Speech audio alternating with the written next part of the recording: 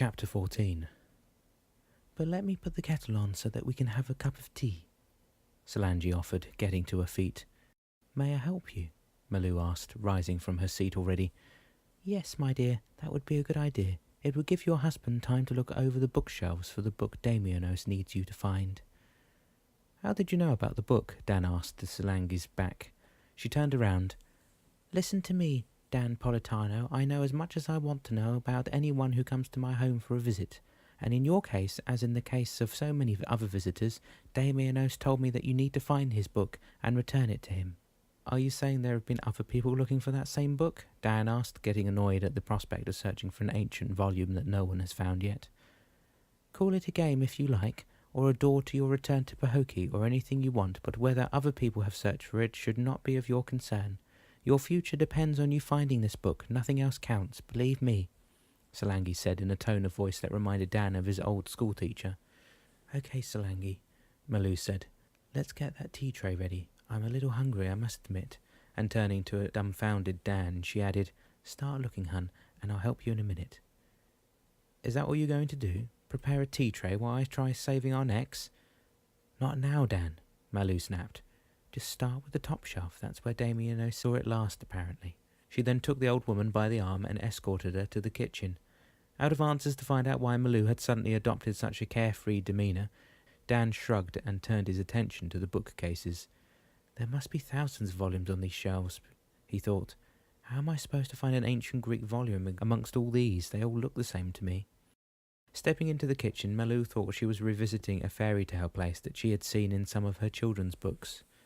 The wooden sideboard, the stove and sink, and the oak table in the middle of the room with the two benches alongside it reminded her of her grandmother's kitchen in the old country. She smiled when she saw Solange putting the large kettle on the stove and going to the cupboard to fetch a cookie jar out of it.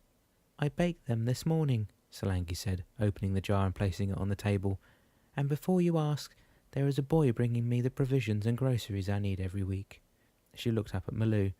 "You know our fate is not only reserved to adults, but to children as well." "My God, Solange," Malou said, quite horrified at the thought.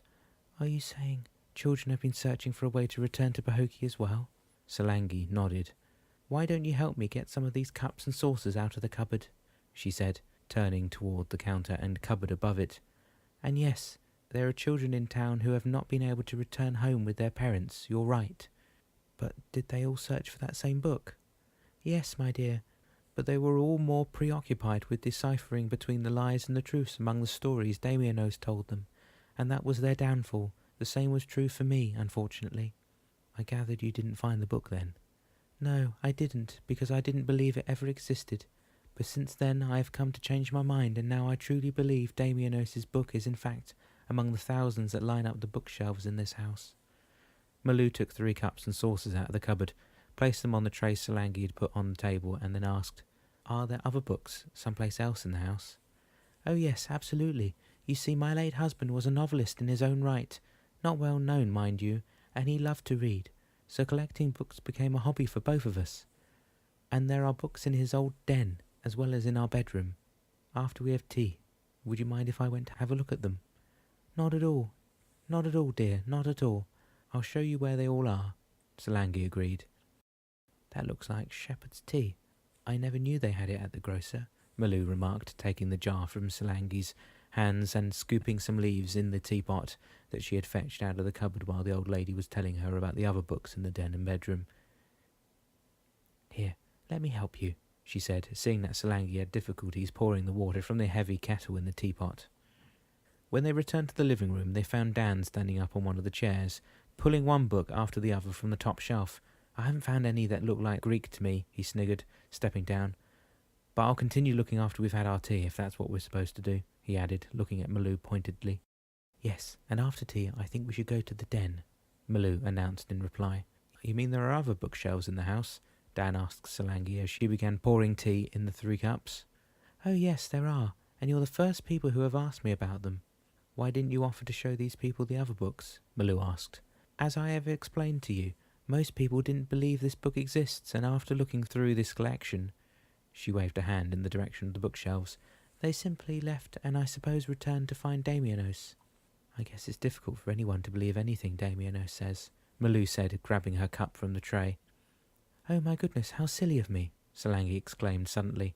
"I forgot the milk and sugar," practically jumping out of her seat. "No, you stay right there, Solangi, I'll get it," Malou said, depositing her cup back on the tray and standing up to return to the kitchen. "Where are they?" she called from over her shoulder. "In the pantry by the sink. Thank you, dear," Solangi replied, sitting down again. "How many people have been through the house, then, do you recall?" Dan asked. "Well, that's difficult to say, but while I was here to see them, I should think about a dozen or so." "Weren't you always here when these people came?" "Oh, no, Dan. You see, sometimes I was in the garden at the back. I've always loved to take care of the flowers as long as I was able to do so, but these days I'm not well enough to do anything, it seems. I just wait for the day I could rejoin my husband, that's all." The sadness in Solangi's face touched Dan somewhat. She had no longer a future to look forward to, and no longer a legacy to leave behind.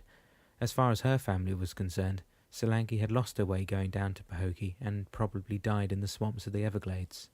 "There you are," Malou said cheerfully, returning to the living room with the missing items. A question was burning her lips. "But do tell us, Solangi, why is it so important for us to have tea with you?" "Oh, please forgive my fickle behaviour, dear, but I thought you would enjoy a cuppa before going on your search of Damien Ose's book. You see, shepherd's tea refreshes one's mind and gives one a new perspective when one needs to tackle a difficult task." "Would your tea be drugged so that we would never find the darn book? Is that why the other people never found it?" Dan inquired, distrusting the old lady and still thinking that she might be in cahoots with the cat. "What would be my purpose in doing that?" "Envious revenge, maybe. You being able to return to Pahokee, you might not want anyone else to go back either," Dan suggested, looking at his cup of tea still on the tray in front of him with an expression of distaste on his face. "Don't be like that, Dan," Malou interposed kindly. "I would have doubts myself if it were not for the dream catchers that are hanging around this house. They're everywhere, I noticed."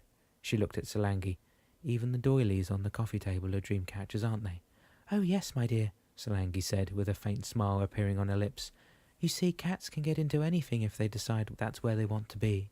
And as you know, Damien Ose is by no means an exception to that rule." "But has he ever appeared to you in your imagination or at your doorstep in human form?" "Ah, yes, Dan. A few times in the early days of my being unable to return to Pahokee, he tried entering my home, but was soon caught burning hands or paws in one dreamcatcher or another." "Let me ask you something, Solangi, if I may. Were you ever curious to find Damius's book after you realised the book must in fact exist?" "I did try, dear," Solangi said, turning her gaze to Malou. "But I knew it was no use. I was cursed to stay here, and even if I found the book, I wouldn't be able to return to Pahokee since the time had long passed for me to do so. Besides, I don't think that book would be visible to anyone like me. My eyesight is not what it used to be." "All right then, I'll drink tea with you, dear lady," Dan said, bringing his cup to his lips finally. "Don't really like tea, but since it's supposed to open my eyes to finding that phantom book, I'll try anything." Not knowing if the cup of shepherd's tea had something to do with their feelings of well-being or if it was just their renewed sense of urgency, Malou and Dan followed Solangi to her husband's den full of expectation. There and again they found not 2 but 4 of these enormous bookshelves, similar to the ones in the living room, lining the walls of the room. "Wow," Dan exclaimed, his eyes travelling from one shelf to the other. "There's a lot more books than I would have expected." Ever the practical one, Malou asked Solangi, "Would you have a stepladder for us to reach the top shelves?" "Oh, yes, of course. Come, I'll show you where it is," Solangi replied, leading Malou out of the den and into a corridor beside the front staircase. She opened a door at the far end, pulled on a cord that lit up a single light bulb above their heads, and started down the steps toward the basement of the old house. Malou followed, watching her steps on the creaking stairs. As soon as they reached the basement floor, Malou gasped. Everywhere she looked there were books lined up on several shelves against the walls. "We will never get through all of these books in time to return to the drugstore," she thought. "I see that you're surprised and perhaps a little daunted by the Herculean task ahead of you, dear, but I would suggest looking for a book, the title of which contains the clues I've given you." "Which clues?" Malou blurted. "I thought you said you didn't know which book it was." No, Malou. What I said was that my eyesight is no longer what it used to be for me to find the book, but for people with young eyes it should be easier. However, I think I know the words contained in the title, and I can now assure you the book does exist and it is in this house."